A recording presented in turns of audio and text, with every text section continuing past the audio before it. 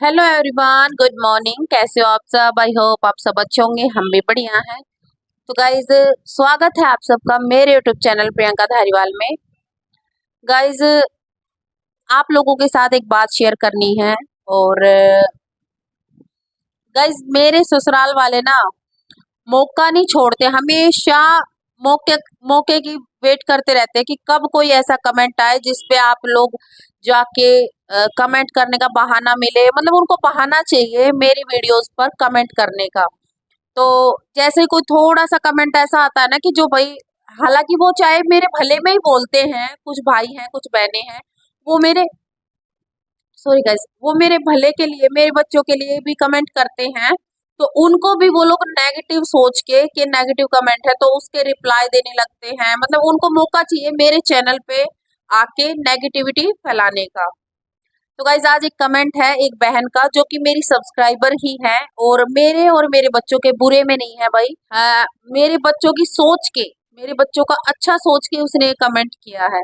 बस फर्क इतना है कि मेरे ख्याल से उसने मेरी पहले की जो वीडियो है वो शायद नहीं देखी है। तो उन्होंने वो सारी वीडियो अगर देख ली होती ना तो शायद वो ऐसा कमेंट नहीं करती। लेकिन इतना है कि ये कमेंट नेगेटिव भी नहीं है भाई, मैं तो इसको पॉजिटिव ही लूंगी। क्योंकि भाई ये कमेंट सीधा सीधा मेरे बच्चों के बारे में सोच के किया गया, जो कि लाजमी है, कोई भी करेगा भाई। बच्चों, छोटे बच्चे हैं, बच्चों को देखकर। और जो भाई जिस सिचुएशन में मैं हूँ, मेरे बच्चे हैं, ऐसे में तो खास तौर पे भाई ऐसे कमेंट आना बनता है। तो पहले मैं आप लोगों को कमेंट पढ़ के सुनाऊंगी और स्क्रीन पर भी डालूंगी, आप लोग भी देख लेना। तो गाइज, मैं कमेंट पढ़ रही हूँ और स्क्रीन पर भी डाल रही हूँ। ये कमेंट है सविता सिंह का। डियर, बुरा ना मानो तो एक बात कहूँ, हंसता खेलता परिवार किसी को अच्छा नहीं लगता। दूसरे का घर तोड़ने में लोगों को मजा आता है। पति ना सही, कम से कम बच्चों का बाप तो छोड़ दो। सास को ससुर चाहिए, ननद को नंदोई। फिर आप क्यों अपना घर खराब कर रहे हो? आप अलग रह रह लो। एक बच्चे को संभाल ले और एक काम, तो घर बढ़िया चलेगा। बच्चों को साथ और प्यार की बहुत जरूरत है, नहीं तो बच्चों का मन मन में डैड के प्रति लाइफ टाइम के लिए कड़वाहट हो जाएगी।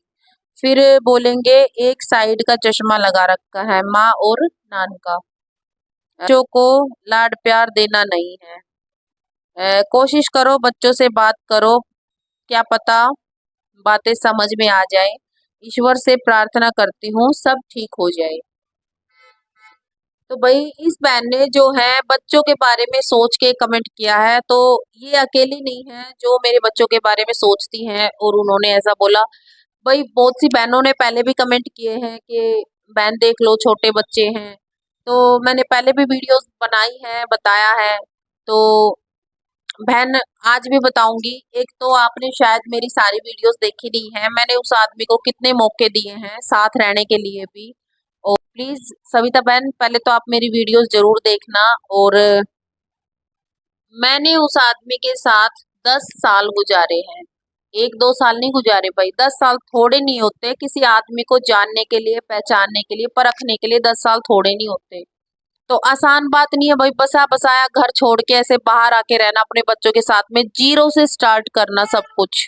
कुछ जो आप कह रही है ना कि एक जन बच्चों को संभाल लो, घर को संभाल लो, एक जन कमा लो तो अच्छे से घर चलेगा। तो बहन, 10 साल तक उस घटिया आदमी के साथ साथ मैंने उसकी माँ को झेला, उसके भाई को झेला, उसके बाप को झेला और उसकी बहन तक को झेला है। उन सब की छोटी छोटी बात पे हाथ उठाना उनकी आदत है।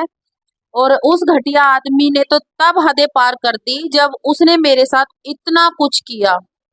मतलब मैंने अपनी वीडियो में बताया भी है कि उस घटिया आदमी ने मेरे साथ जानवरों जैसा सलूक किया, जानवरों की तरह मुझे मारा, घसीटा बालों से पकड़ के। तो उसके बाद भी मैंने उस आदमी को बहुत मौके दिए हैं।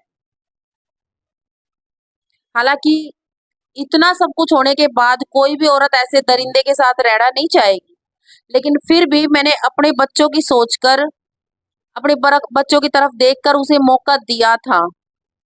जिस दिन उस घटिया आदमी ने मुझे जानवरों की तरह मारा था और बालों से घसीट कर लेके जा रहा था जानवरों की तरह बाहर खींच के मेरा तमाशा बनाने के लिए, मैं चाहती तो उसी दिन एक्शन ले लेती, लेकिन सिर्फ और सिर्फ बच्चों की तरफ देखकर ही मैंने उस टाइम पे उस दिन कोई एक्शन नहीं लिया।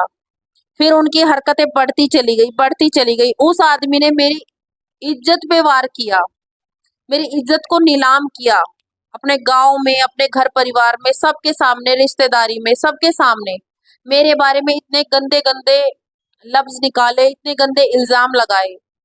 तब जाके मैंने फैसला लिया था कि मैं उस घटिया आदमी के साथ नहीं रहूंगी। और यहाँ तक कि इतना कुछ करने के बाद भी काउंसलिंग के दौरान मैडम से जब बात हुई, मैंने बहन ये बात पहले भी बताई हुई है, आज फिर बताती हूँ। काउंसलिंग के दौरान मैडम ने ये बात बोली कि बेटा अपनी तरफ नहीं अपने बच्चों की तरफ देखो। तब भी बच्चों की सोच के मैंने उस घटिया आदमी को एक मौका लास्ट में भी दिया था, जब उस आदमी ने सारी हदें पार कर दी थी, इल्जाम तक गंदे गंदे लगाए थे। फिर भी मैंने ये सोच लिया था चलो मेरा इससे कोई वास्ता नहीं रहेगा, लेकिन अगर ये बच्चों के साथ आके रहता है तो बच्चों के साथ रह सकता है, कम से कम बच्चे माँ और पापा के प्यार से वंचित ना रहे। लेकिन उस घटिया आदमी ने उस टाइम पे भी बच्चों को नहीं चुना, पैसों को चुना, अपना घर चुना, अपना गांव चुना, कि मैं अपने गांव को छोड़ूंगा, मैं अपने घर को छोड़ूंगा। अपनी ईगो अपनी ईगो तक नहीं छोड़ी उस आदमी ने, अपने बच्चों की तरफ नहीं देखा। उस आदमी को अपने बच्चों के सामने अपनी ईगो बड़ी लगी। तो बहन आप मेरी सारी वीडियोस पीछे जाके देखो, मैंने थोड़े मौके नहीं दिए उस आदमी को, मैंने बहुत मौके दिए हैं। के लिए उसकी इज्जत, सेल्फ रिस्पेक्ट सबसे बड़ी होती है, सबसे बड़ी। लेकिन उससे भी बड़े होते हैं उसके बच्चे। तो मैंने जब मेरी बच्चों की बात आई ना, तो मैंने अपने बच्चों के सामने अपने आप को, सेल्फ रिस्पेक्ट को साइड कर दिया था कि चलो मेरी छोड़ो, बच्चे की देखते हैं, बच्चों के बारे में सोचते हैं। उस टाइम पे मैंने उसे मौका दिया, उसने वो भी गवा दिया। और फिर उसके बाद जब उस घटिया आदमी ने मेरे बच्चों के बारे में ना सोच के अपने और अपने ईगो, अपने पैसा, अपनी प्रॉपर्टी के बारे में सोचा, उसके बाद भाई मैंने पक्का फैसला कर लिया था कि अब मुझे इस घटिया आदमी के साथ बिल्कुल भी नहीं रहना, किसी भी शर्त पे नहीं रहना। अब इस आदमी का मेरे से या मेरे बच्चों से कोई लेना देना नहीं है। हाँ मैं मानती हूँ ये सफर आसान नहीं है, बहुत सी मुश्किलें आएंगी, लेकिन मुझे अपनी मेहनत पर और अपने बजरंग बली पर पूरा भरोसा है, मैं सब कर लूंगी। और गाइज मेरे ससुराल वाले बिल्कुल मौके की तलाश में बैठे रहते हैं कि कब कोई थोड़ा बहुत ऐसा कमेंट आए जिस पर आप लोग अपनी टिप्पणी दे सको। मतलब ये कमेंट आया, उसके रिप्लाई में उन लोगों ने एक कमेंट किया है जो कि मैं आप लोगों को पढ़ के सुनाऊंगी और स्क्रीन पर भी डालूंगी, आप लोग भी देखना। मतलब वे हमेशा इस चीज का वेट करते रहते कब कोई ऐसी बात बोले जिस पर आप लोग अपनी नेगेटिव राय रखें। तो मैं आप लोगों को पढ़ के ही सुना देती हूँ, आप लोग सुन ही लीजिए। जो अकेले रहना चाहते हो उनको आपकी मेरी बात समझ नहीं आएगी। शायद ये ऐसी ही बहुत खुश है। संस्कारी बेटी यहाँ तक नहीं आती, घर घर के झगड़े घर में ही सुलझा लेती।